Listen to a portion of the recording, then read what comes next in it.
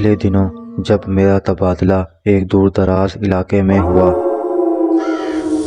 تو وہاں سے میرے ساتھ بھیانک واقعات کا سلسلہ شروع ہو گیا۔ میں ایک شام کسی سنسان جگہ سے گزر رہا تھا کہ میری جیپ ایک جھٹکے سے رک گئی۔ میں نے اسے اسٹارٹ کرنے کی بہت کوشش کی مگر وہ اسٹارٹ ہو کر نہیں دے رہی تھی۔ میں جیپ سے باہر نکلا اور کسی مدد کی تلاش میں پیدل چلنے لگا۔ شام کا اجالا رات کے اندھیرے میں بدل رہا تھا۔ میں جانے کہاں نکل آیا تھا۔ چلتے چلتے ایک عجیب احساس ہونے لگا جیسے میں اکیلا نہیں ہوں، کوئی میرے ساتھ چل رہا ہے۔ میں نے غور کیا تو مجھے باقاعدہ کسی کے لباس کی سرسراہٹ محسوس ہونے لگی۔ جب میں رکتا تو آواز بھی رک جاتی۔ میں گھبرا کر واپس مڑ گیا، تیز تیز قدم اٹھا کر جیپ کے قریب پہنچا۔ تیز چلنے سے میں ہانپ گیا تھا مگر میرے ساتھ چلنے والی مخلوق بھی ایسی آواز نکال رہی تھی جیسے میرے پیچھے بھاگ کر وہ بھی تھک گئی ہو۔ شکر ہے کہ جیپ فوراً اسٹارٹ ہو گئی۔ میں آندھی طوفان کی طرح گاڑی بھگاتا گھر آ گیا۔ مجھے رہنے کے لیے جو گھر دیا گیا تھا وہ بہت ہی پرانا تھا۔ اس میں کمرے تو بے شمار تھے مگر وہ بہت خستہ حال تھا۔ میرا ملازم وہیں کا رہنے والا تھا۔ وہ میرے لیے کھانا بنا دیتا تھا اور صفائی وغیرہ کیا کرتا تھا۔ میرے رہنے کے لیے اس نے 2 کمرے صاف کر دیے تھے مگر گھر کاٹ کباڑ سے بھرا ہوا تھا۔ گھر کے 3 طرف بہت بڑا لان تھا جو بالکل اجاڑ تھا۔ اس میں صرف بے تحاشا بڑی ہوئی جھاڑیاں لگی ہوئی تھیں۔ کئی درخت بھی لگے ہوئے تھے جن کو دیکھ کر اندازہ ہو سکتا تھا کہ بہت قدیم ہیں۔ جب میں سونے لیٹا تو وہ پراسرار واقعہ مجھے یاد آ گیا۔ ویسے تو ڈر اور خوف سے میرا بالکل واسطہ نہیں تھا مگر ایک عجیب کیفیت مجھے مسلسل محسوس ہو رہی تھی، جیسے کوئی میرے آس پاس موجود ہے، جیسے کوئی انجان چیز۔ میرا ملازم میرے برابر کمرے میں سو رہا تھا۔ میں نے سوچا اس کو آواز دوں کہ میرے کمرے میں نیچے اپنا بستر لگا لے مگر مجھے شرم محسوس ہونے لگی کہ وہ کیا سوچے گا کہ صاحب ڈر رہے ہیں۔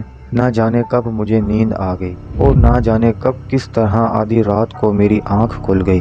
کمرے میں ایک عجیب بو پھیلی ہوئی تھی، بہت ناگوار۔ میں گھبرا کر اٹھ کر بیٹھ گیا۔ اچانک میرے کانوں سے ایک آواز ٹکرانے لگی، ایک چڑچڑاہٹ، جیسے جیسے کوئی جھولا جھول رہا ہو اور جھولا بری طرح زنگ آلود ہو۔ آواز رفتہ رفتہ تیز ہو رہی تھی، اتنی تیز کہ کمرے میں دمک ہونے لگی۔ اس طرح وہ بدبو بھی تیز ہو رہی تھی جیسے کچھ جل رہا ہو۔ پھر مجھے یاد آیا یہ بدبو تو شام میں بھی محسوس ہوئی تھی جب میری جیپ بند ہو گئی تھی۔ میں ڈر سے کانپنے لگا کہ اچانک لائٹ بند ہو گئی، کمرے میں گپ اندھیرا ہو گیا۔ شفیق! میں نے ملازم کو آواز دینے کی کوشش کی مگر میری آواز کمرے میں ہی گونج رہی تھی۔ ہمت کر کے میں بستر سے نکلا اور بہت مشکل سے میں کھڑکی تک پہنچا۔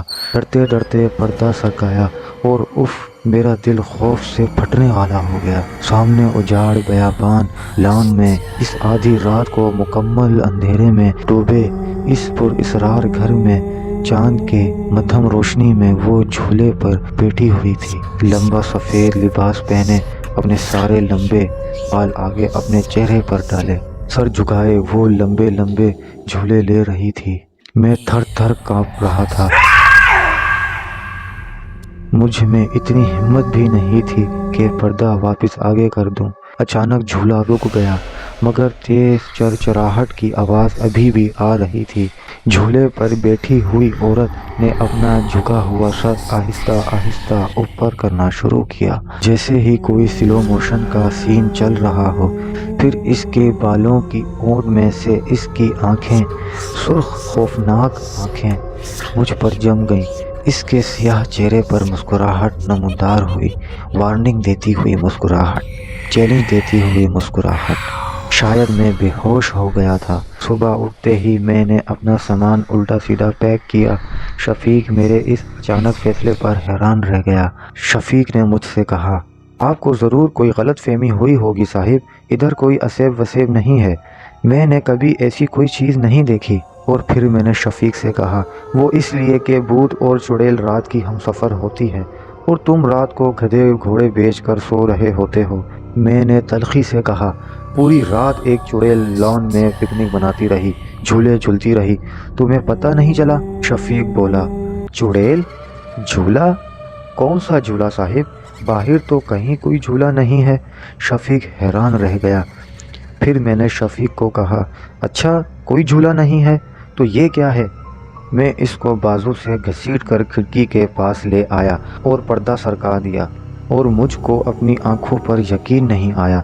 लॉन दूर तक बिल्कुल खाली पड़ा हुआ था, वहाँ कोई झूला नहीं था। शफीक बोला, देखा साहिब, कहा था ना यहाँ कोई झूला वगैरह नहीं है, आपने कोई ख्वाब देखा होगा। मगर मुझे 100% यकीन था कि मेरे साथ पेश आने वाला वाक़या वहम नहीं, हकीकत है।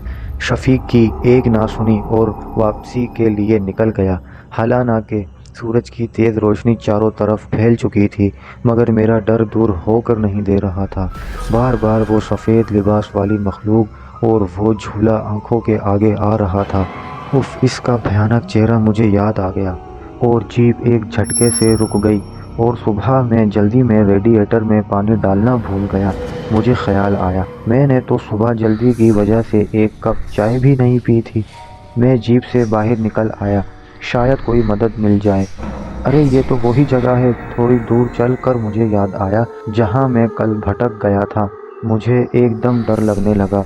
मैं जल्दी से भागकर जीप में आकर बैठ गया। फिर से इसे स्टार्ट करने की कोशिश की